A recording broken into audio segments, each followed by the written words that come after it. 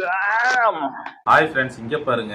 பக்கத்து வீட்டு கொல்லையில் நடந்து வாக்கிங் போனேன். அப்போ போகும்போது பார்த்தீங்கன்னாக்க அவங்க வீட்டு தென்னை மரத்துலேருந்து தென்னங்காய் ஒன்று கீழே விழுந்து கிடந்தது.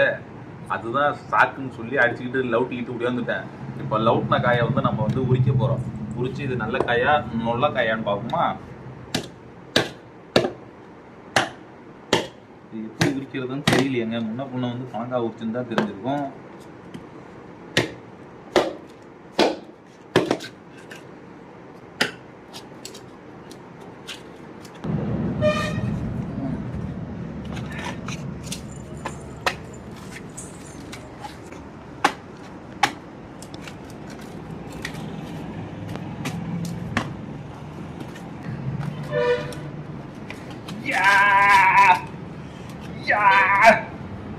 முன்ன பின்ன தேங்காய் மரத்தை திருடிட்டு வந்தா அப்படிதான் இருக்கும்.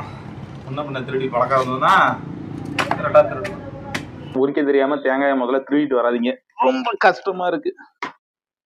உரிக்க தெரிஞ்சா திருடுங்க, உரிக்க தெரியலன்னா கடையில காசு கொடுத்து வாங்கிக்கிங்க. ஏன்னா காசு கொடுத்து வாங்குறதோட இது ரொம்ப கஷ்டமா இருக்கு உரிக்கிற வேலை. ஒரு தேங்காய் 2 தேங்காய் மிஷின் வாங்கி வைக்க முடியுமா?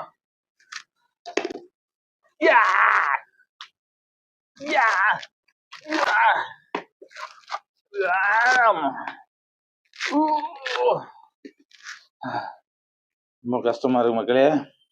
தயவு செஞ்சு திருடாதீங்க, தேங்காயை மட்டும் என்னைக்கு திருடாதீங்க. உரிக்க தெரிஞ்சா மட்டும் திருடுங்க. உரிக்க தெரியாம என்ன மாதிரி அறவேக்காடா இருந்துட்டு திருடாதீங்க தயவு செஞ்சு.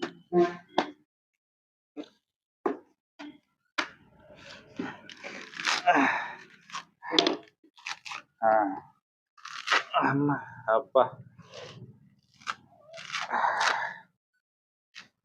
வெற்றிகரமாக திருடிய தேங்காயை உரிச்சிட்டோம்.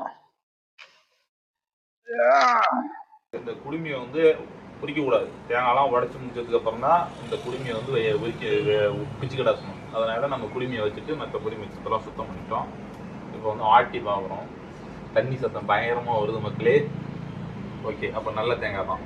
Okay bye friends. எல்லாரும் திருடின தேங்காய் இப்படி தான் உரிக்கணும், கற்றுக்கோங்க இந்த மாதிரி. Okay bye.